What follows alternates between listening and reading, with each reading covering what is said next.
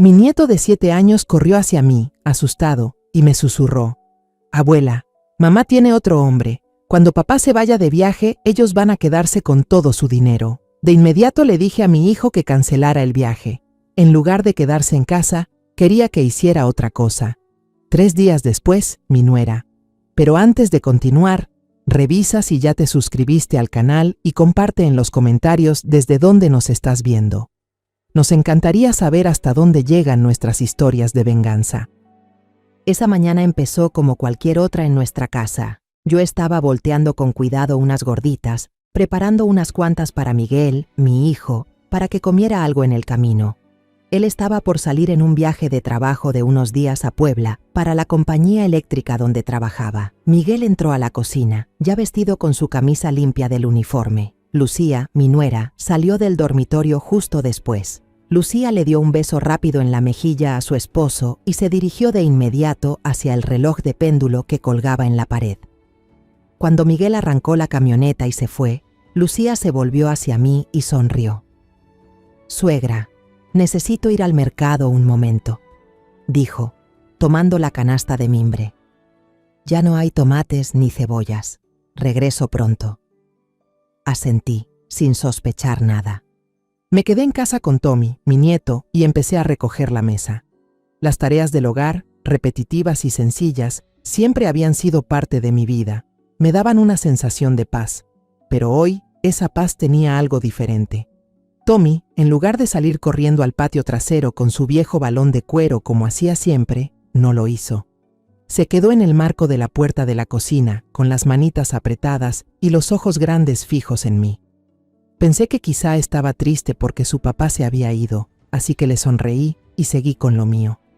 De repente, sentí que alguien tiraba suavemente de mi delantal. Me giré sobresaltada. Era Tommy, y en ese instante el corazón me dio un vuelco.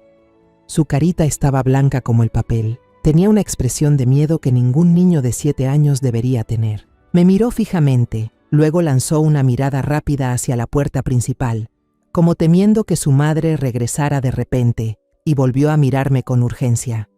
Levantó un dedito y se lo puso en los labios, pidiéndome silencio, y después señaló hacia abajo, indicándome que me agachara. Cerré el grifo, me sequé las manos húmedas en el delantal y me arrodillé sobre el viejo piso de baldosas, quedando a su altura. Tommy se acercó a mi oído. Su respiración temblaba. Traía consigo un secreto terrible que pesaba sobre su pequeño pecho. «Abuela», susurró, con una voz bajita y entrecortada, Mamá tiene otro hombre, y van a quitarle todo el dinero a papá». Sentí que el mundo se detenía. Me quedé inmóvil, intentando digerir cada palabra. «Tommy», le pregunté, tratando de mantener la voz firme, ¿Dónde escuchaste eso?» «Anoche», dijo, con los ojos llenos de lágrimas. Me desperté porque tenía sed. Fui al patio y vi a mamá parada junto al rincón donde está la bugambilia. Hablaba por teléfono, muy bajito, tragó saliva y siguió hablando, con la voz quebrada. La oí llamar a esa persona mi amor, y luego mencionó todo el dinero que papá Miguel ha ahorrado. Un escalofrío, más frío que cualquier viento de invierno, me recorrió la espalda. Y también dijo, continuó Tommy, casi al borde del llanto, dijo que, cuando él se vaya de viaje, todo estará listo. Lo abracé con fuerza, sintiendo cómo su cuerpo temblaba contra el mío. No podía dejar que siguiera asustado. Lo ayudé a levantarse y lo llevé al dormitorio. Le serví un vaso de agua. Me temblaban tanto las manos que el agua se derramó al suelo, formando un pequeño charco. «Tommy, escúchame bien», le dije, mirándolo a los ojos, con voz seria pero suave. «Esto por ahora será un secreto entre tú y yo, ¿de acuerdo? No se lo digas a nadie. Cuando tu mamá vuelva, actúa como si nada hubiera pasado. Deja que la abuela se encargue».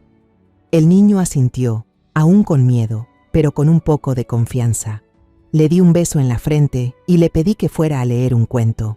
En cuanto la puerta de su cuarto se cerró, la calma que había fingido se rompió. El miedo y la rabia se mezclaron dentro de mí. Sin dudarlo, fui directo al viejo teléfono que estaba sobre la mesita del salón. Tenía que llamar a Miguel. Tenía que detenerlo. Levanté el auricular y marqué los números de memoria. Mientras sonaba la línea, carraspeé varias veces, tratando de sonar cansada y débil. Necesitaba una razón convincente para que él regresara enseguida, sin que Lucía sospechara nada. ¿Aló? La voz de Miguel sonó al otro lado, entremezclada con el ruido del viento de la autopista. Respiré hondo. Miguel, hijo, dije con voz temblorosa y ronca. Me siento muy mal. El pecho me duele mucho. A ratos me falta el aire. Creo que tendré que ir al hospital. Del otro lado hubo un silencio. Pude imaginar el rostro de mi hijo poniéndose pálido de preocupación. Luego su voz sonó llena de pánico, más fuerte que el ruido a su alrededor. «Mamá, ¿estás bien? Espérame, voy para allá. Este viaje no es importante, le pediré a Paco que se encargue. No te vayas a ningún lado, espérame». «Sí, hijo». Apenas pude decir unas palabras antes de colgar. Dejé el teléfono. Todo mi cuerpo se aflojó y suspiré con alivio, aunque el corazón seguía latiendo con fuerza dentro del pecho, como un pájaro atrapado. Le había mentido a mi hijo, una mentira terrible, pero no tenía otra opción. Me senté en la mecedora del porche, con las palmas frías apretando los brazos desgastados de la silla. Estaba esperando a Miguel. Por primera vez en mi vida, deseaba que mi hijo regresara no con alegría, sino con un miedo sin nombre. En el silencio de la espera, mi mente se fue al pasado, como quien está a punto de ahogarse y se aferra a los recuerdos para entender cómo todo pudo llegar tan lejos. Mi familia había vivido en este barrio de Granada por generaciones. Fue mi suegro, un albañil hábil, quien colocó cada ladrillo y alisó cada capa de yeso para construir esta casa. Cada rincón del patio, cada pared encalada, estaba empapada de sudor y recuerdos. Después de que mi esposo murió, seguí aquí, cuidando la casa y trabajando como limpiadora en una pequeña posada al final de la calle. No era un trabajo elegante. Mis manos siempre estaban ásperas por el cloro, pero me daba independencia y algo de dinero para no depender completamente de mis hijos. Y tenía a Miguel. Mi hijo era mi mayor orgullo. No era ingeniero ni doctor, pero en este barrio era el mejor fontanero y electricista. Desde el grifo que goteaba y no dejaba dormir a doña Teresa, la vecina, hasta el sistema eléctrico defectuoso de la panadería de don José, todos llamaban Miguel. Era amable, trabajador y había heredado la fiabilidad de su padre. Conoció a Lucía en una de esas ocasiones. El supermercado donde ella trabajaba como cajera tuvo una rotura en la tubería principal. Él llegó cubierto de barro y agua sucia, pero lo arregló todo en una tarde. Lucía le dio un vaso de limonada fría en señal de agradecimiento. Y así, de la forma más simple, comenzó su historia de amor. Recuerdo perfectamente la primera vez que Lucía vino a casa. Tenía unos ojos grandes y negros y una sonrisa tímida. Hablaba bajito, siempre decía, «Sí, señora», con permiso, tan educada que me ganó el corazón de inmediato. Le tomé cariño enseguida, y además, su sopa de tortilla era incluso mejor que la de los restaurantes del centro. El picor del chile, el toque ácido del limón y la cremosidad del aguacate se mezclaban en un sabor cálido y sincero. Pensé que mi hijo era muy afortunado de tener una esposa así. La vida siguió tranquila. Nació Tommy y su risa clara llenó cada rincón de la casa, espantando la soledad que a veces pesa sobre una viuda. Pensé que era la madre y la abuela más afortunada del mundo. Pero la felicidad a veces es tan frágil como el rocío de la mañana, y no me di cuenta de cuándo empezó a desvanecerse. Todo comenzó a cambiar poco a poco, casi imperceptiblemente, hace unos 4 o 5 meses. Lucía empezó a llegar tarde con frecuencia. Al principio pensé que estaba cansada. Tuvimos un inventario sorpresa, suegra, hoy hubo muchos clientes. Tuve que quedarme más tiempo. Yo le dejaba la cena caliente esperándola. Luego empezó a comprar cosas, no para la casa o la familia, sino para ella. Primero, una bolsa de cuero nueva, brillante. Le pregunté, «¿Pero si la de tela aún está buena, hija?» Ella solo sonrió. «Me dieron un bono, así que me di un pequeño gusto, suegra». Después fue un perfume francés caro que encontré por casualidad en el baño. Su aroma era fuerte y desconocido, distinto al suave olor a jazmín del patio o al jabón de ropa de siempre. Era una fragancia extraña, ajena, como si anunciara la entrada de algo foráneo en nuestro mundo. Las llamadas telefónicas también empezaron a volverse misteriosas. Cada vez que sonaba el timbre, si yo estaba cerca, ella salía apresurada al patio trasero o decía unas pocas palabras y colgaba. Una vez, mientras tendía la ropa en el patio, vi por la ventana de la cocina a mi nuera hablando por teléfono. Hablaba y reía bajito, con una sonrisa radiante y viva que hacía mucho no le veía. Pero cuando levantó la vista por casualidad y me vio reflejada en el vidrio, la sonrisa se le borró de golpe. Su rostro se endureció como si una máscara acabara de caer. En ese instante, una sensación helada me recorrió la espalda. El punto culminante fue una conversación con doña Teresa, la vecina, hace 2 semanas. Yo estaba tranquilamente barriendo las hojas secas frente al portón. Doña Teresa, la más chismosa del barrio, regaba sus macetas de geranios mientras me decía: «Oiga, doña Rosa, su nuera se ve más contenta últimamente, ¿no? El otro día la vi en el centro, cerca del Zócalo. Se bajó de un camión de reparto de Mercado Libre. Ella y el chofer parecían muy cercanos, no paraban de reír».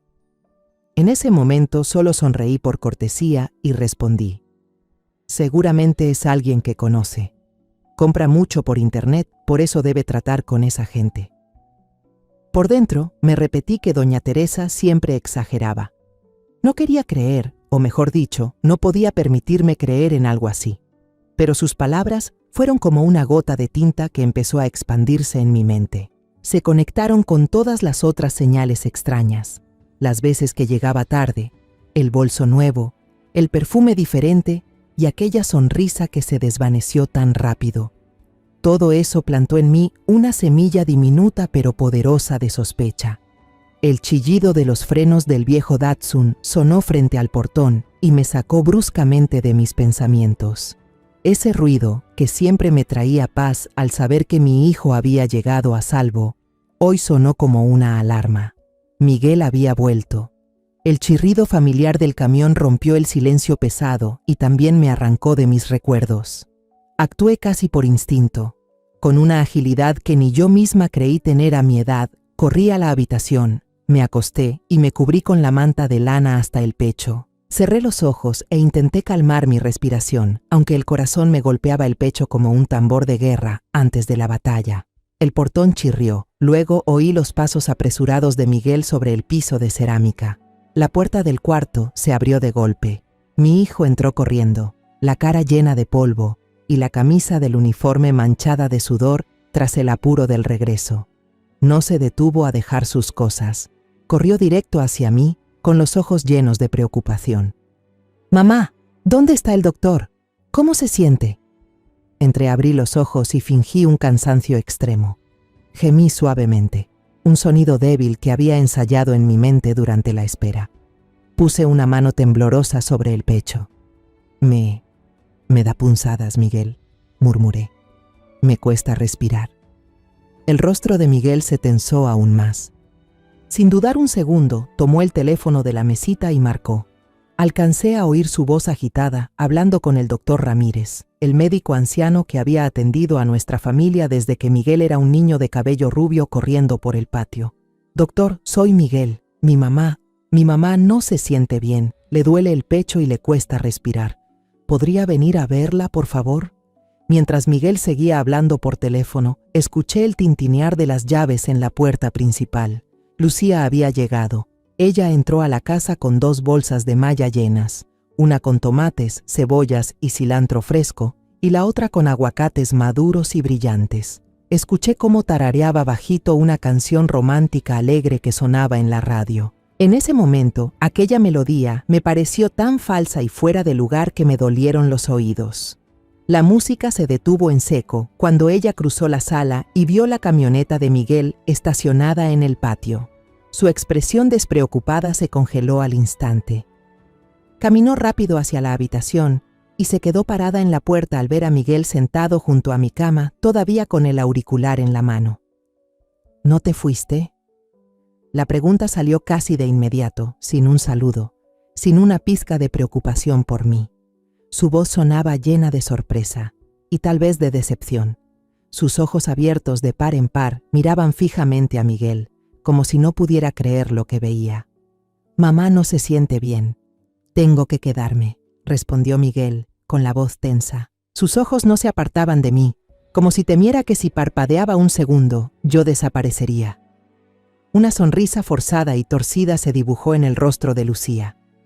Intentó disimular su desconcierto con un aire de preocupación apresurada. «Ay, Dios mío, ¿qué le pasa, mamá? Lo siento, no sabía». Se acercó y dejó las bolsas en el suelo.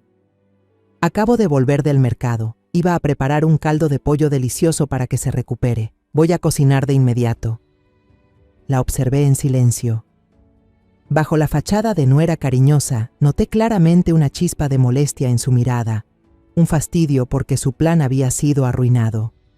El doctor Ramírez llegó poco después, con su viejo maletín de cuero desgastado. Era la calma hecha persona. Me tomó la presión, escuchó mi corazón con su estetoscopio helado. Yo respiraba con esfuerzo, frunciendo el ceño de vez en cuando, como si soportara un dolor intenso. El viejo doctor frunció el ceño, observándome con atención. «La presión está un poco alta, pero el pulso sigue estable», dijo en tono reflexivo. «No veo nada anormal ni grave. Tal vez la señora Rosa esté agotada y bajo mucho estrés». Se volvió hacia Miguel.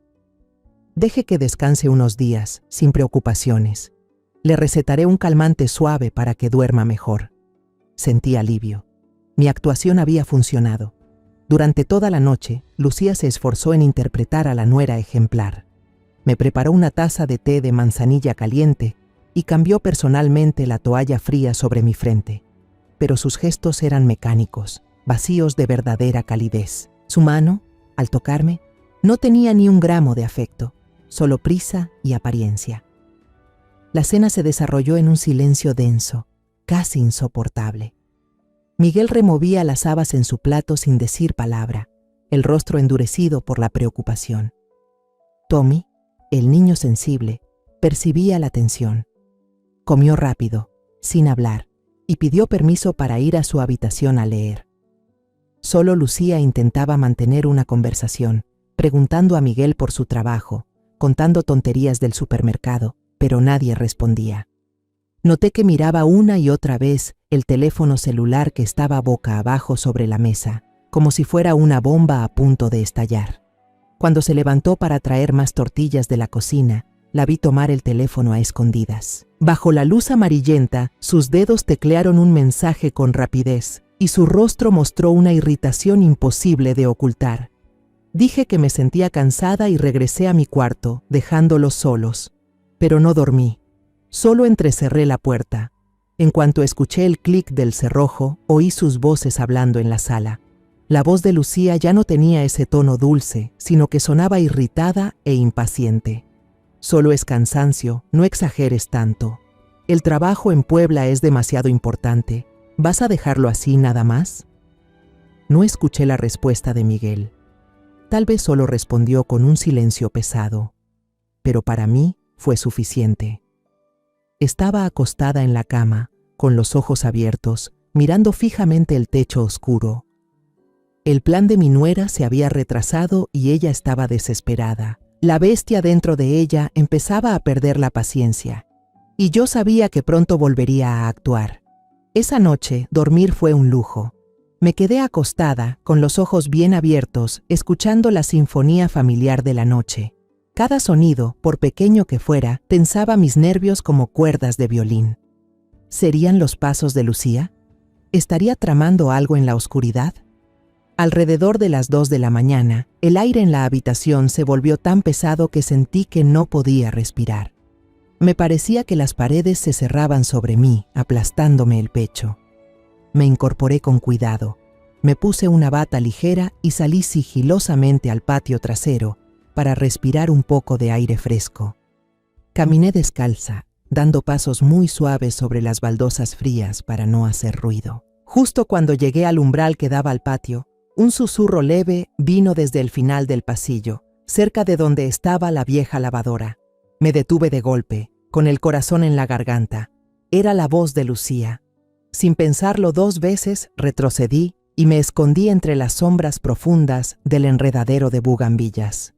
Las flores, que de día eran tan vivas, ahora eran solo siluetas oscuras. el escondite perfecto.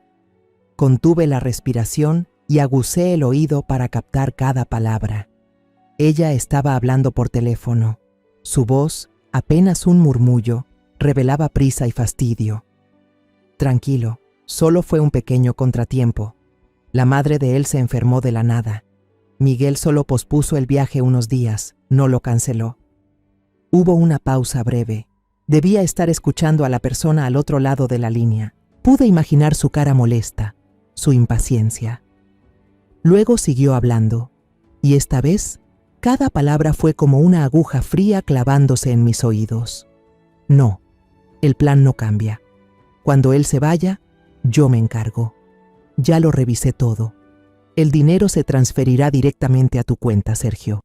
Ese nombre, Sergio, resonó en la noche silenciosa como una puñalada. Sergio. Así que ese era el nombre del hombre con el que mi nuera planeaba arruinar la vida de mi hijo. De pronto, recordé el camión de reparto de Mercado Libre que doña Teresa había mencionado.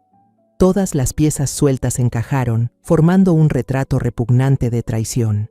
También hablaban de usar la excusa de pago por materiales de construcción para sacar el dinero, una coartada perfecta para engañar a Miguel, que confiaba ciegamente en su esposa.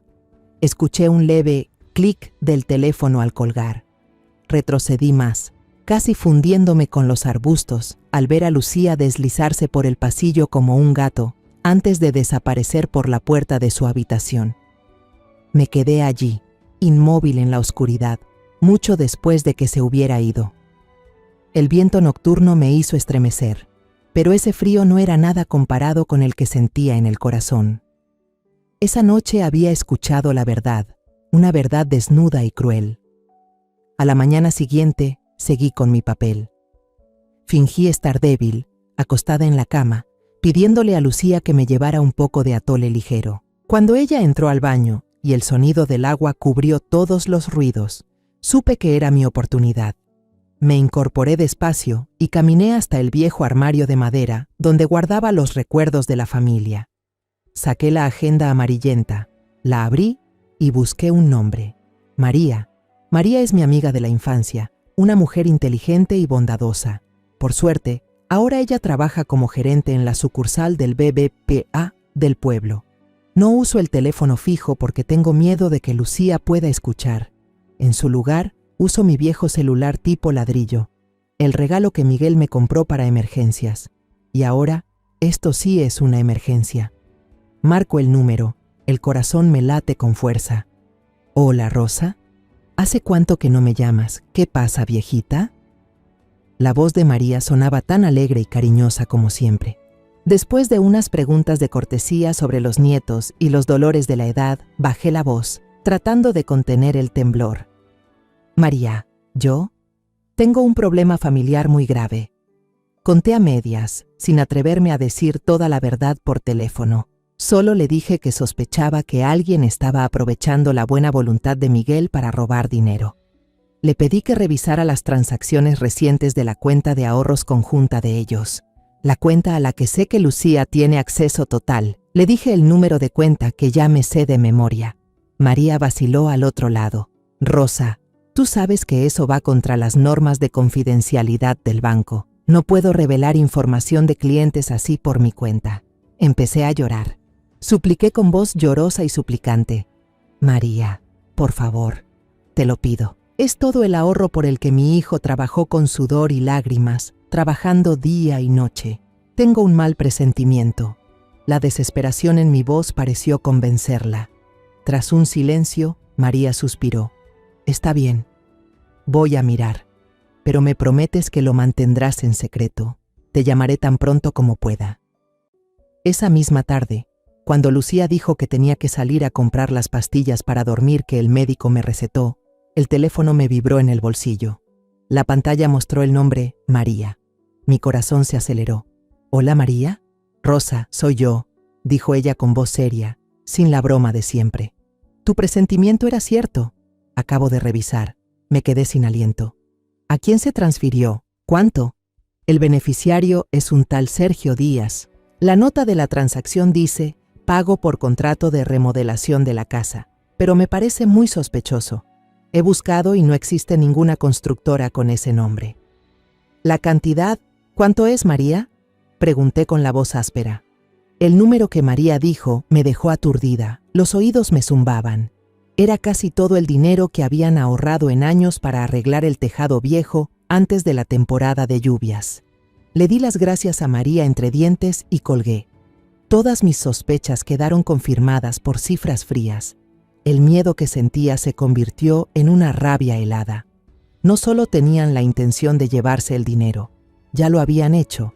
Mi mentira había hecho que Miguel se quedara, pero ya era demasiado tarde para recuperar ese dinero. Cerré la mano alrededor del teléfono y miré al patio, donde los rayos de sol de la tarde se colaban entre las hojas. Supe que ya no podía permanecer en silencio. A la mañana siguiente esperé con paciencia. Escuché a Lucía apurar a Tommy para que desayunara o llegaría tarde al colegio, el tintinear de los platos, el ruido de una moto en el patio. Cuando la reja de hierro chirrió y se cerró, devolviendo la casa a su silencio, supe que había llegado el momento. Tenía que darle a Miguel una oportunidad, una última oportunidad para ver la verdad por sí mismo, antes de que tuviera que recurrir a medidas más amargas. Fui al taller pequeño que tiene al fondo del patio. El lugar siempre olía a aceite y metal, un olor a trabajo honesto. Miguel estaba concentrado reparando una vieja bomba de agua, con la espalda ancha inclinada y los músculos tensos marcándose bajo la camiseta desgastada. Estaba tan concentrado que ni siquiera notó cuando entré. Coloqué una taza de café negro humeante sobre su mesa de trabajo, llena de herramientas. El aroma del café cubrió por un momento el olor a aceite. Él levantó la mirada y me sonrió, una sonrisa cansada pero cálida. Gracias, mamá. No di rodeos. Lo miré directamente a los ojos, los mismos ojos claros que había visto desde que era un bebé. Miguel, empecé, con la voz lo más tranquila posible. Sé sobre el dinero que transferiste a un hombre llamado Sergio Díaz. La sonrisa de Miguel se fue apagando poco a poco. Dejó de trabajar, colocó la llave inglesa a un lado y se limpió el sudor y la grasa de la frente con el dorso de la mano. Parecía sorprendido, pero no nervioso. «Ah, eso», dijo con naturalidad. «Pensaba contártelo. Es amigo de Lucía. Ella dijo que su amigo necesitaba un poco de capital para traer un lote de cerámica desde Oaxaca. Parece una buena oportunidad. Solo se lo presté por un tiempo, mamá. Pronto nos devolverán el dinero con intereses». Su respuesta, tan ingenua y confiada, me atravesó el corazón como un cuchillo. Lucía había tejido una historia perfecta, y mi hijo la había creído sin dudar. «¿Estás seguro de que eso es cierto, Miguel?», pregunté, mi voz empezando a temblar. «¿Sabes quién es ese Sergio? ¿Lo has visto alguna vez?». La paciencia de Miguel parecía agotarse. Se levantó de golpe, su figura alta bloqueando la luz que entraba por la ventana. Habló con un tono molesto. «Mamá, eres demasiado desconfiada. ¿No decías que te caía bien Lucía? Ella no es así. Es mi esposa, la madre de Tommy. Confío en ella. Somos una familia. Tenemos que confiar los unos en los otros». Sus palabras eran como un muro impenetrable. Su amor por Lucía se había vuelto ceguera. Sabía que en ese momento, nada de lo que dijera, ninguna prueba que mostrara, serviría de algo. Para él, yo no era más que una vieja preocupona y desconfiada. No discutí más, solo lo observé en silencio un momento y luego me di la vuelta. Mi silencio pesaba más que cualquier acusación. Sabía que debía actuar por mi cuenta. Esa tarde, durante la comida, le dije a todos que necesitaba ir al tianguis del miércoles. «Necesito comprar unas hierbas secas para preparar té», mentí con naturalidad. Se acabó la manzanilla en casa. En realidad, no fui al puesto de hierbas. Fui directo a un pequeño local de electrónicos escondido en una esquina del mercado, donde vendían toda clase de aparatos chinos. Me hice pasar por una anciana curiosa, mirando todo con atención. Tomé un reproductor MP3 y entrecerré los ojos. «¿Esto sirve para escuchar la radio, muchacho?». Después de que el joven me explicó con paciencia, señalé unos aparatitos negros y diminutos que estaban dentro de una vitrina. «¿Y eso tan chiquito, para qué sirve?». El chico sonrió, divertido por mi aparente ingenuidad. «Ah, Eso es una grabadora mini, señora. Graba muy bien y la batería dura todo el día. Justo lo que necesitaba. Dame 3, dije. Pagué y las escondí cuidadosamente en mi canasta, debajo de un manojo de cilantro fresco para que nadie las viera. Esa tarde esperé el momento perfecto. Lucía estaba en la cocina, ocupada picando verduras, y el sonido del cuchillo resonaba sobre la tabla. Tommy miraba dibujos animados en la sala. Mi corazón latía con fuerza cuando empecé a actuar. La primera grabadora la pegué con cinta de doble cara debajo de la pesada mesa de comedor de roble, donde siempre cenábamos juntos. La segunda la escondí detrás de la maceta del cactus grande y espinoso que tenía en el pasillo, junto al patio trasero. Ese era el lugar donde más solía ver a Lucía hablando por teléfono, el sitio donde creía que se sentía más segura y con privacidad. El último, un poco más sofisticado, lo puse dentro de una vieja caja de lata para agujas e hilos, en el estante pequeño cerca del teléfono fijo de la sala. No parecía más que un adorno inofensivo. Cuando terminé, regresé a mi habitación, empapada en sudor frío. Había convertido mi propia casa en una trampa. Esa noche casi no dormí. Me quedé acostada escuchando cada ruido, tratando de distinguir los pasos de Miguel, los de Lucía, el sonido del televisor. Cada pequeño sonido me hacía sobresaltar. Estaba apostando todo y no podía permitirme perder. Al amanecer, cuando el cielo apenas aclaraba y todos seguían dormidos, salí con la excusa de hacer ejercicio en el patio. Rápidamente recuperé los 3 grabadores, con el corazón latiendo con fuerza por miedo a ser descubierta. Volví a mi cuarto, cerré la puerta con llave y la aseguré. Con las manos temblorosas, conecté los auriculares viejos al grabador. La primera grabación, la del comedor, solo tenía ruidos de platos y conversaciones triviales durante la cena. La tercera, desde la caja de hilos, solo captó el sonido del televisor y la risa de Tommy. Sentí un peso en el pecho. ¿Y si había fallado? Conecté los auriculares al último grabador, el que estaba escondido detrás de la maceta con el cactus. Al principio solo se oía el viento y el canto de los grillos. Casi me rendí. Pero entonces la escuché. La voz de Lucía. Clara, fría, sin un rastro de duda ni culpa. Murmuraba al otro lado de la línea como una serpiente venenosa. Voy a sacar el resto del dinero en efectivo de la caja fuerte primero. Pero lo más importante es que ahí está un paquete de documentos que Miguel ya firmó por precaución. Solo tenemos que copiar su firma en el comprobante de transferencia del banco y listo. Perfecto. Cuando él se vaya de viaje, todo habrá terminado. No te preocupes, mi amor. Me quedé paralizada en la cama. El grabador cayó de mis manos temblorosas, sin hacer ruido al rebotar sobre el colchón. Las lágrimas comenzaron a brotar, incontrolables. Pero no lloraba por el dinero. Eso se podía recuperar. Lloraba por el corazón de mi hijo, un corazón honesto y lleno de amor, que estaba siendo pisoteado sin piedad por la mujer en quien más confiaba. Sabía que no me quedaba tiempo para lamentarme ni sufrir. Ya tenía la prueba irrefutable y debía usarla para sacar a mi hijo del pantano de engaños antes de que se hundiera del todo. Esperé. Escuché a Lucía sacar la motocicleta y alejarse mientras llevaba a Tommy a la escuela. Apenas se cerró la reja del portón, tomé el grabador, la prueba del delito, y fui directo a la cocina. La espera había terminado. Miguel estaba sentado solo en la mesa, tomando café en silencio. La taza entre sus manos estaba fría desde hacía rato. Su mirada perdida se dirigía hacia la ventana, donde los primeros rayos del sol iluminaban las bugambilias. Sabía que aún estaba molesto conmigo por la conversación del día anterior, todavía empeñado en defender su fe en la esposa que amaba. No dije una palabra. A veces, el silencio pesa más que 1000 acusaciones. Solo puse el pequeño grabador sobre la mesa de roble, frente a él, y presioné el botón de reproducir. El silencio de la mañana fue desgarrado por la voz susurrante de Lucía. Cada palabra, cada sílaba sonaba nítida, helada y cruel. Voy a sacar el resto del dinero, copiar su firma. Cuando él se vaya, todo habrá terminado. No te preocupes, mi amor. La taza en las manos de Miguel empezó a temblar, formando pequeñas ondas sobre el líquido oscuro. Cuando la grabación terminó, Devolviendo a la cocina un silencio casi insoportable, él dejó caer la taza sobre la mesa.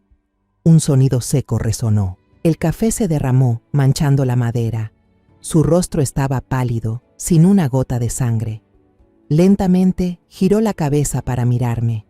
Sus ojos, que apenas ayer brillaban con fastidio y terquedad, ahora estaban llenos de perplejidad, dolor y derrumbe.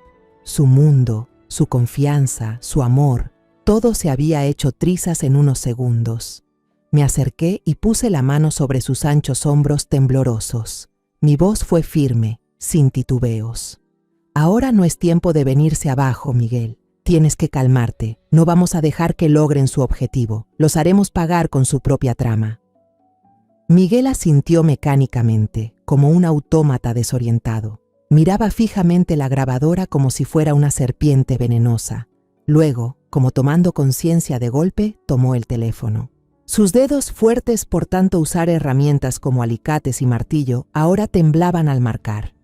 Llamó a Paco, su compañero, su amigo más cercano. Su voz se quiebra y suena áspera.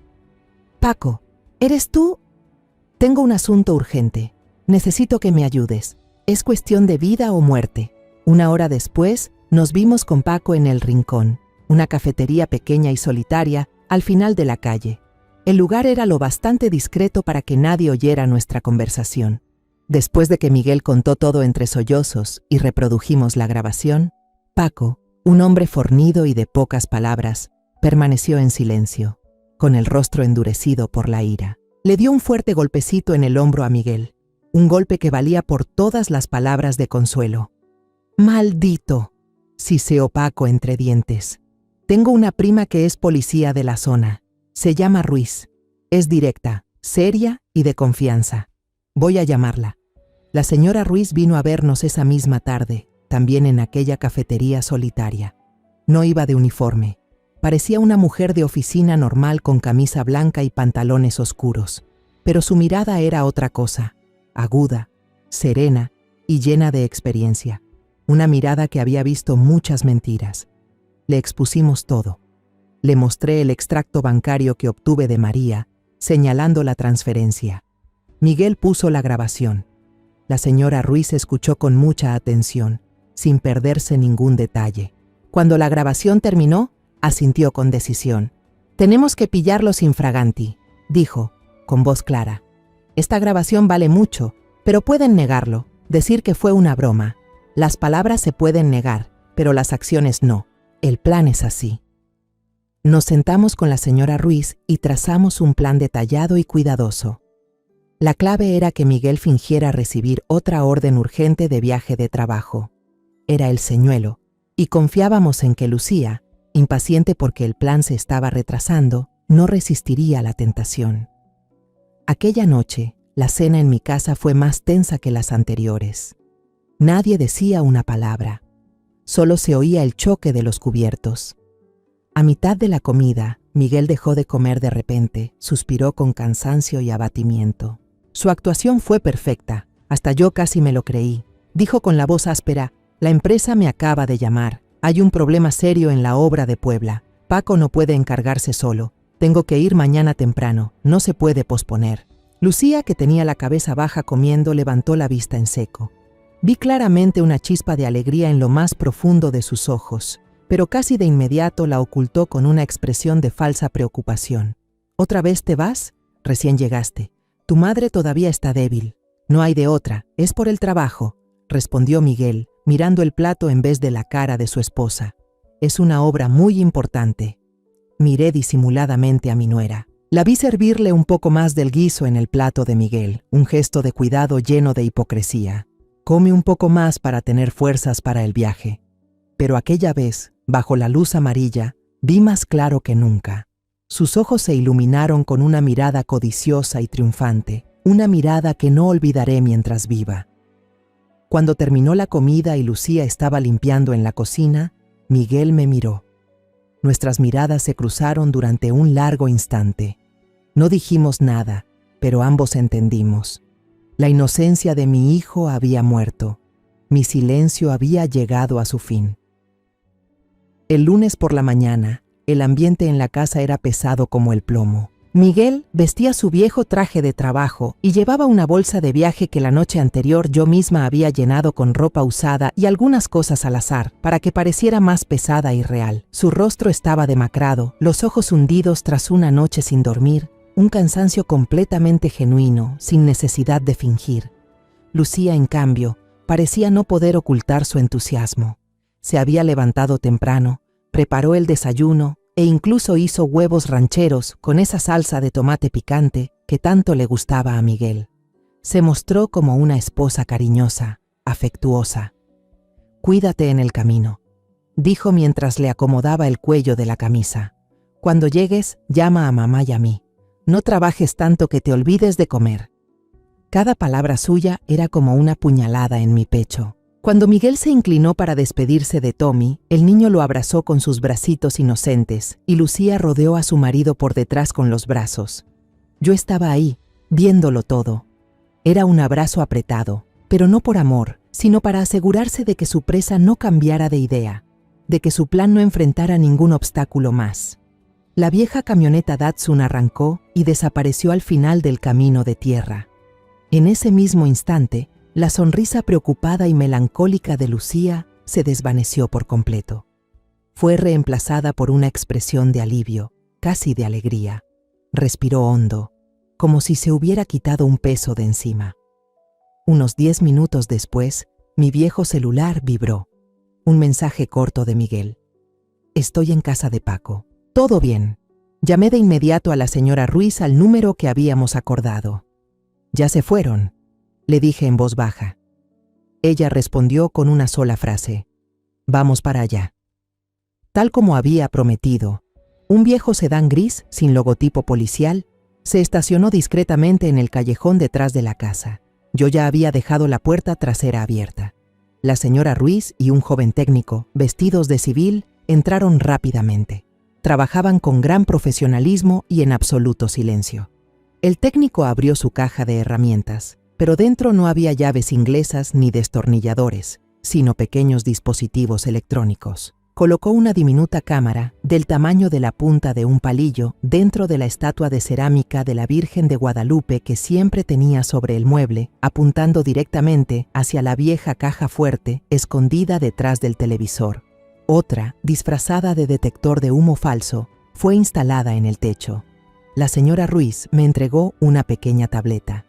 «La imagen se transmitirá en vivo aquí», explicó con voz firme. «Cuando vea que empieza a abrir la caja fuerte, llámeme de inmediato. Estaremos cerca, listos para entrar». Cuando Lucía regresó a casa después de dejar a Tommy en la escuela, yo ya estaba sentada en la sala, con un libro en la mano. Fingí estar cansada y le dije: «Me inscribí en el club de lectura de las señoras del vecindario para distraerme un poco. Mañana martes es la primera reunión en casa de doña Teresa. Tendrás que quedarte cuidando a Tommy, ¿sí?». Era una parte crucial del plan, darle un tiempo completamente a solas. Los ojos de Lucía brillaron de inmediato. Trató de ocultarlo rápido, pero yo alcancé a ver ese destello de codicia. «Sí, claro, vaya tranquila, mamá. Le hará bien salir un poco y distraerse. El martes por la noche». Me puse un vestido floreado y llevé conmigo un ejemplar de 100 años de soledad de Márquez, pareciendo una anciana amable que realmente iba a un club de lectura. Abracé a Tommy, le pedí que se portara bien y luego grité hacia la cocina: «Ya me voy, Lucía». Pero no fui a casa de doña Teresa. Di la vuelta por el callejón trasero, donde el sedán gris de la señora Ruiz me esperaba en la oscuridad. Me metí rápidamente en el asiento trasero. Adentro, Miguel ya estaba sentado. Bajo la débil luz que entraba desde la farola, vi el rostro de mi hijo tenso como una cuerda a punto de romperse, sus manos apretadas en puños sobre las rodillas. En la pantalla de la tableta, colocada entre los dos, aparecía claramente mi casa, tan familiar. Vimos a Lucía acostar a Tommy, leyéndole un cuento de hadas. Su voz sonaba tan dulce, tan suave, una falsedad repugnante. Cuando Tommy se quedó dormido, ella salió a la sala, caminando de un lado a otro, mirando el reloj una y otra vez. Era evidente que estaba esperando. Alrededor de las 9, una pequeña camioneta de reparto Tal como había dicho doña Teresa, se detuvo a unas casas de distancia. Un hombre bajó. Llevaba un uniforme de empresa de mensajería, pero su actitud era sospechosa, los ojos moviéndose nerviosamente. No había duda, era Sergio. Lucía salió a abrir la puerta trasera. En cuanto el portón de hierro se cerró, se abrazaron y se besaron con desesperación en el pequeño patio, bajo la luz tenue de la luna. Miguel apartó la mirada, apretando los dientes con tanta fuerza que escuché el rechinar. Entraron en la casa. Todo lo que hacían ahora estaba bajo nuestra vigilancia. Lucía sacó de un cajón un manojo de llaves y un fajo de documentos. Sergio tomó las llaves sin dudarlo. Se agachó frente a la caja fuerte escondida detrás del mueble del televisor y empezó a manipular la cerradura. «Ahora», dijo suavemente la señora Ruiz por el radio que sostenía. Era la señal. De inmediato, 2 policías vestidos de civil, que ya estaban escondidos en la casa de la vecina, saltaron la cerca y bloquearon la salida trasera. Al mismo tiempo, la señora Ruiz y otros 2 agentes entraron rápidamente por la puerta principal que habíamos dejado entreabierta. En la pantalla de la tableta, vimos la escena desarrollarse como una película muda, sin sonido. La puerta de la sala se abrió de golpe. Sergio dio un brinco, tan asustado que dejó caer al suelo las pinzas que tenía en la mano. Lucía se quedó boquiabierta. Su rostro bonito se tornó pálido de terror, con los ojos abiertos de incredulidad. Miguel y yo entramos justo después. La escena ante mí era Sergio con las esposas puestas. No dijo una palabra, solo bajó la cabeza evitando la mirada de todos. Lucía, en cambio, reaccionó diferente. Cuando el pánico inicial se desvaneció, lo reemplazaron la rabia y la amargura. Gritó, con una voz áspera y quebrada, sin rastro de la dulzura habitual.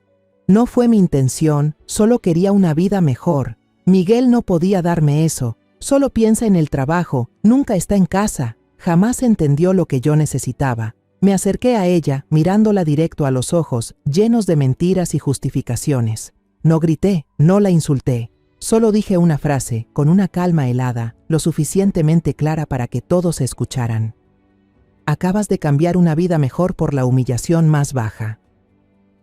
Esa noche, nuestra casa quedó sumida en un silencio pesado, distinto al silencio sofocante de antes. Era el silencio después de una tormenta, cuando todo ha quedado destruido. Lucía fue llevada esa misma noche. Sus cosas seguían ahí. El cepillo en el tocador, las sandalias bajo la cama, como fantasmas mudos de una felicidad que alguna vez existió. Días después, un empleado del tribunal, vestido con su uniforme impecable, trajo una citación oficial. El juicio preliminar se celebraría en el tribunal de la ciudad de Granada dentro de 2 semanas. Con el papel blanco y el sello rojo en la mano, sentí el frío de la justicia, un frío necesario para apagar el fuego de la ira dentro de mí. Lo más difícil para mí fue explicárselo a Tommy. No podía decirle a un niño de 7 años que su madre era una estafadora. Solo pude abrazarlo y decirle que su mamá tenía que irse de viaje por trabajo, un viaje muy largo. El niño parecía triste, sus grandes ojos redondos me miraban con duda, pero no dijo nada más. Parecía que, en lo más profundo de su alma inocente, ya había sentido una ruptura que no podía nombrar. Quien más me preocupaba era Miguel. Mi hijo estaba prácticamente destrozado. La traición de la persona que más amaba y en la que más confiaba lo había derrumbado, a pesar de ser un hombre fuerte y resistente.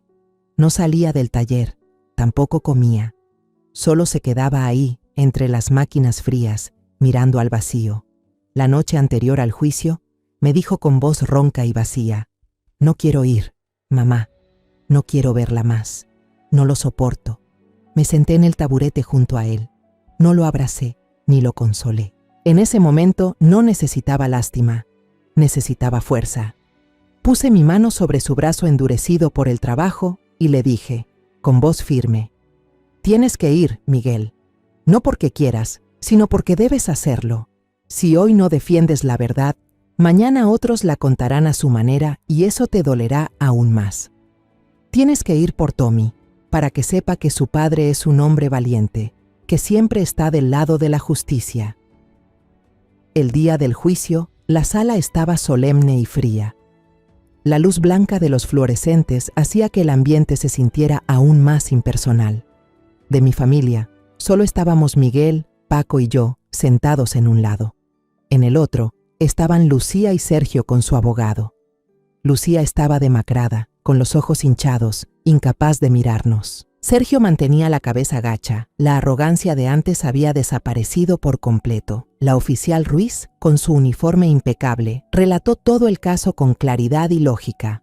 Las pruebas fueron presentadas una tras otra, sin dejarles un resquicio para negar su culpa. Primero, la grabación de la llamada telefónica. En el silencio de la sala, se escuchó la voz susurrante de Lucía planeando falsificar la firma y apoderarse de los bienes. Cada palabra suya era una bofetada en el rostro pálido de Miguel. Lucía bajó aún más la cabeza, su delgado cuerpo temblando. Luego se proyectó el video de la cámara oculta en una pantalla grande.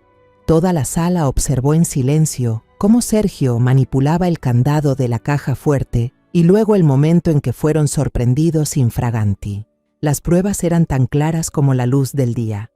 El abogado de Sergio intentó confundir al tribunal. Trató de culpar completamente a Lucía, pintando la historia de un hombre ingenuo, engañado y manipulado por una mujer ambiciosa y astuta. «Mi cliente es solo una víctima de una conspiración», dijo con tono elocuente. Al oír eso, Lucía, que había permanecido callada y con la cabeza baja desde el inicio, levantó la vista de golpe. Su rostro estaba empapado en lágrimas, pero en sus ojos ya no había miedo, sino una amargura profunda por haber sido traicionada por el mismo cómplice al que había llamado mi amor. Su silencio se rompió. De repente se levantó, haciendo que hasta su propio abogado se sobresaltara. «Fui yo», gritó entre sollozos, con la voz quebrada por la rabia. «Todo fue culpa mía.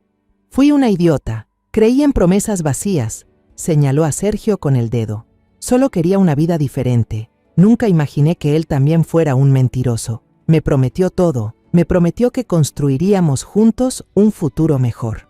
Su confesión tardía puso fin a cualquier intento de defensa. Tras un breve receso, el juez, con lentes de montura plateada y rostro severo, comenzó a leer la sentencia. La voz del juez resonó con firmeza en la sala. «Acusado Sergio Díaz, con las pruebas irrefutables presentadas, se le condena a prisión por fraude financiero organizado y por ser el autor intelectual del delito». Sergio tambaleó. Casi se desplomó si no fuera por el policía que estaba junto a él, y lo sostuvo. «Acusada Lucía Moreno», continuó el juez, «por haber cooperado sinceramente y demostrar arrepentimiento, se le concede el beneficio de la ley. La acusada cumplirá arresto domiciliario, trabajo comunitario y deberá asistir a sesiones de supervisión psicológica durante 2 años». Miré a Miguel. Estaba inmóvil, los ojos enrojecidos mirando al frente. No sabía qué pasaba por su mente. Tal vez alivio, tal vez el último rastro de dolor. Y entonces, el juez leyó la sentencia más importante, aquella por la que había rezado durante tantos días, con voz clara y firme. Considerando que el bienestar y la estabilidad emocional del menor son lo primordial, este tribunal decide: la custodia completa del niño Tommy Hernández será otorgada a su padre, Miguel Hernández. Un suspiro de alivio se escapó de mi pecho. La tormenta, por fin, había pasado. La justicia, aunque tardía y dolorosa, finalmente había llegado. El viaje de regreso a casa desde el tribunal fue el trayecto más silencioso de mi vida. Paco conducía la vieja camioneta, guardando un silencio respetuoso. Miguel, en el asiento del copiloto, miraba con la mirada perdida por la ventana, hacia las filas de jacarandas que florecían en un tono violeta melancólico. Yo iba en el asiento trasero, abrazando con fuerza a Tommy. El niño, después de una mañana agotadora en casa de Paco, se había quedado dormido sobre mi hombro, con una respiración tranquila e inocente, que era el único sonido capaz de suavizar el ambiente cargado dentro del vehículo. Los 3 adultos estábamos sumidos en nuestros propios pensamientos, saboreando la amarga victoria recién obtenida. Días después, la vida parecía intentar recuperar su ritmo habitual, aunque aún con tropiezos. mientras regaba con calma las macetas de bugambilias en el porche, dejando que el agua fresca se llevara las preocupaciones, una figura delgada y familiar apareció en la entrada. Era Lucía. Se veía completamente distinta. Ya no estaban los vestidos floreados, ni el maquillaje que disimulaba su cansancio. Vestía ropa sencilla y vieja, el cabello despeinado, el rostro demacrado y pálido. Se quedó ahí, encogida junto al portón de hierro, sin atreverse a mirarme directamente. Apenas murmuró: «Doña Rosa». Dejé la regadera sobre el suelo de ladrillo. Caminé despacio hasta la reja, pero no la abrí. Solo me quedé allí, mirando a la mujer que alguna vez fue mi nuera, la madre de mi nieto, a través de los fríos barrotes. La distancia entre nosotras ya no era solo una puerta, sino un abismo de traición y mentiras. Ella temblaba. Las lágrimas comenzaron a rodar por sus mejillas pálidas. Lo sé que no merezco ser madre. No vengo a pedir perdón, porque sé que no lo merezco. Su voz se quebró. Pero por favor, déjeme ver a Tommy de lejos de vez en cuando. Solo necesito saber que está bien, y con eso me basta. Guardé silencio un largo rato. Dentro de mí no había satisfacción ni lástima. Solo una tristeza profunda por una vida que había tomado el camino equivocado. La miré y respondí con una calma extraña. Nunca le enseñaré a Tommy a odiar a nadie, ni siquiera a su madre. Pero usted debe vivir de manera que, cuando él crezca y sepa la verdad, no sienta vergüenza al mencionar su nombre. Su futuro está en sus manos, Lucía, no en las de ningún hombre. Luego me di la vuelta y entré en la casa. No quise escuchar nada más. Detrás de mí, el sonido del cerrojo resonó. Un final definitivo. Miguel, con la ayuda de Paco, encontró un buen abogado en el pueblo para presentar oficialmente la demanda de divorcio. Cuando el abogado preguntó sobre la posibilidad de exigirle a Lucía que devolviera el dinero perdido, Miguel negó con la cabeza sin dudar un segundo. Esa noche, me dijo, «El dinero que se pierde se puede volver a ganar, mamá. Mis manos y mis piernas todavía están fuertes. Puedo empezar de nuevo. Solo quiero tranquilidad para criar a Tommy. Un comienzo limpio, sin cargas». Miré a mi hijo y vi en sus ojos una madurez real. Una madurez que había nacido del dolor y la pérdida. Así fue como nuestra vida poco a poco encontró un nuevo orden, el orden de 3 personas. Por las mañanas me levantaba temprano entre el aroma del café y las arepas. Preparaba el desayuno y la lonchera de Tommy, normalmente un sándwich de jamón y una manzana crujiente. Luego lo llevaba de la mano hasta la escuela, escuchando cómo me contaba sobre sus sueños de la noche anterior y el partido de fútbol que se acercaba. Miguel y Paco habían conseguido una gran obra, renovar todo el sistema eléctrico y de agua de un pequeño hotel en remodelación en el centro. Mi hijo se sumergió en el trabajo como una forma de olvidar, dejando que el sudor y el cansancio físico arrastraran el dolor del alma. Por las noches, regresaba a casa con el cuerpo impregnado de olor a aceite y sudor, pero en el momento en que veía a Tommy correr hacia la puerta gritando, «¡Papá llegó!», su rostro cansado se iluminaba con una sonrisa sincera. Yo tampoco me quedaba sin hacer nada. Empecé a aceptar trabajos de lavandería para algunos vecinos. Mis manos siempre estaban ásperas por el jabón y el agua caliente, pero mi corazón se sentía liviano. Cada peso ganado con mi propio esfuerzo me daba una sensación de independencia y paz. El tiempo pasó, sanando silenciosamente las heridas. Una noche, mientras remendaba un pantalón de mezclilla que Tommy había roto en la rodilla, el niño se sentó a mi lado observando cada puntada. De pronto, preguntó muy bajito, con voz inocente, «Abuela, ¿papá está triste por mamá?». Su pregunta fue como una pequeña aguja clavándose en mi corazón. No alcancé a pensar en una respuesta adecuada cuando Miguel entró desde el taller. Había escuchado.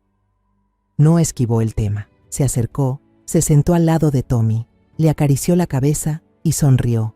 Una sonrisa algo cansada, pero ya sin amargura. «Claro que sí», dijo con voz suave y serena. «Papá estuvo muy triste, pero ya la perdonó». Lo miró directo a los ojos. «Perdonar no es por ella, es por mí, por ti y por la abuela. para que podamos seguir viviendo felices. No podemos cargar la tristeza para siempre, ¿verdad, hijo? Levanté la vista y vi la sonrisa de mi hijo, y supe que la herida más profunda de su alma, la de la traición, empezaba a cerrarse. Tal vez aún nos quedaran cicatrices, pero al fin habíamos salido de la oscuridad. Esa casa, una vez más, era un verdadero hogar. 6 meses pasaron como un suspiro. El tiempo, el mejor de los médicos, había suavizado lentamente las cicatrices en nuestros corazones. La vida se había estabilizado. Las risas limpias y brillantes de Tommy llenaban nuevamente la casa, disipando la sombra de los días de tormenta. El niño se había acostumbrado a vivir solo con su padre y su abuela. Seguía siendo alegre y lleno de vida, como una planta joven que crece fuerte después de la lluvia. Una mañana, mientras seleccionaba verduras para el almuerzo, el cartero llamó a la puerta. Me entregó un sobre marrón grueso, sellado con cera roja del Tribunal de Justicia de Granada. Lo sostuve en mis manos, y aunque sabía lo que contenía, sentí un leve temblor recorrerme la espalda. Era el eco de los días tensos, la marca final de un capítulo turbulento de nuestras vidas. No lo abrí de inmediato. Lo dejé sobre la mesa, junto al florero con margaritas silvestres que Tommy me había regalado esa mañana. Esperé a que Miguel regresara del trabajo. Empezamos esta batalla juntos, y juntos recibiríamos su final. Esa noche, cuando Tommy ya dormía profundamente, mi hijo y yo nos sentamos en la mesa del comedor. Bajo la luz amarilla y cálida, empujé el sobre hacia Miguel. Él respiró hondo y con cuidado rasgó el borde del papel. Dentro había un conjunto de hojas mecanografiadas con claridad, formales, en papel blanco. Miguel empezó a leer en voz alta. Su voz, grave y un poco ronca, resonó palabra por palabra en el silencio de la casa. El matrimonio entre el señor Miguel Hernández y la señora Lucía Moreno, después de revisar todas las pruebas y declaraciones, queda oficialmente disuelto. La custodia y tutela permanente del menor Tommy Hernández se otorgan en su totalidad al padre, el señor Miguel Hernández, por cumplir con todas las condiciones materiales y emocionales necesarias para garantizar el mejor desarrollo del niño. La señora Lucía Moreno tiene prohibido el contacto directo con el menor durante el periodo de libertad condicional y supervisión psicológica, con el fin de asegurar la estabilidad de la vida del niño. Leímos una y otra vez cada palabra, como queriendo asegurarnos de no estar soñando. No era un documento de odio, sino de cierre, de liberación, confirmada por la ley. Ese frágil papel había cortado oficialmente el último lazo que nos unía a un pasado doloroso. Un peso invisible que habíamos cargado por medio año, ahora quedaba completamente levantado. Al día siguiente, los 3 fuimos juntos a la oficina del abogado para recibir la copia oficial con el sello. De regreso, al pasar por la plaza central, Miguel se detuvo de repente. Se volvió hacia mí y justo en la acera llena de gente, me abrazó con fuerza. El abrazo firme de un hombre adulto que aún necesita un punto de apoyo. Se inclinó hacia mi oído y me susurró con la voz quebrada y llena de emoción. Si no fuera por ti, probablemente lo habría perdido todo. A Tommy, esta casa y a mí mismo. Le di unas palmaditas en la espalda ancha y fuerte, sonriendo con ternura. Las lágrimas me ardían en los ojos, pero eran lágrimas de satisfacción. No, hijo, tú y Tommy son quienes salvaron a tu madre. Me dieron una razón para luchar, para creer. Ustedes me salvaron de perder la fe en las personas. Una mañana de domingo tranquila, unas semanas después. Estaba sentada en el porche, en la vieja mecedora que había sido testigo de tantos altibajos. Sostenía una taza de café con leche caliente, mi bebida indispensable de cada mañana. Su aroma dulce se mezclaba con el olor fresco de la tierra húmeda tras la lluvia de la noche anterior. Un aroma a renacimiento. En el patio, Miguel ayudaba a Tommy a volar una cometa nueva. Era una cometa con forma de majestuoso águila, un regalo que él mismo había hecho para su hijo. El niño sujetaba con fuerza el carrete, corriendo sobre el césped aún mojado. Su risa cristalina y alegre llenaba todo el pequeño patio, brillando bajo la luz del amanecer. La cometa titubeó un instante, tambaleante como un pajarito aprendiendo a volar, pero luego atrapó el viento y se elevó alto, desplegando sus alas sobre el cielo azul y limpio de Granada. Miguel se quedó allí, mirando hacia arriba, viendo a su hijo saltar de felicidad, y en sus labios había una sonrisa verdaderamente en paz, que hacía mucho tiempo no veía, una sonrisa sin tristeza, sin dolor escondido, solo amor puro y esperanza en el futuro. Tomé un sorbo de café, dejando que el sabor agridulce se deshiciera en mi lengua. Miré cómo la luz de la mañana lo iluminaba todo, haciendo brillar mi pequeño jardín. Y supe entonces que no era una mañana de domingo cualquiera. Un nuevo capítulo había comenzado de verdad en el libro de nuestras vidas. De todo lo que he vivido, entendí algo. En esta vida, la traición puede destrozarte el corazón, pero es la forma en que te levantas después de la caída lo que realmente define quién eres. No pude salvar a mi hijo del dolor que tuvo que soportar, pero pude enseñarle que la justicia no siempre llega con gritos, sino con la firmeza y el valor de enfrentar la verdad. También aprendí que perdonar no significa olvidar, sino soltar para liberarse uno mismo. El amor, la confianza y la familia, cuando han sido heridos, deben reconstruirse con honestidad y bondad, no con odio. Porque al final, solo el amor puede evitar que nuestros corazones se enfríen entre las ruinas de la vida. La historia que acabas de escuchar ha cambiado nombres y lugares para proteger la identidad de quienes estuvieron involucrados. No la contamos para juzgar, sino con la esperanza de que alguien escuche y se detenga a reflexionar. ¿Cuántas madres están sufriendo en silencio dentro de su propio hogar? De verdad me pregunto, si tú estuvieras en mi lugar, ¿qué harías? ¿Elegirías callar para mantener la paz o tendrías el valor de enfrentarlo todo para recuperar tu propia voz? Quiero saber tu opinión, porque cada historia puede ser una vela que ilumine el camino de otra persona. Dios siempre bendice, y estoy segura de que la valentía nos llevará a días mejores. Ahora, en la pantalla final, dejaré 2 de las historias más queridas del canal. Estoy segura de que te sorprenderán. Gracias por quedarte conmigo hasta este momento.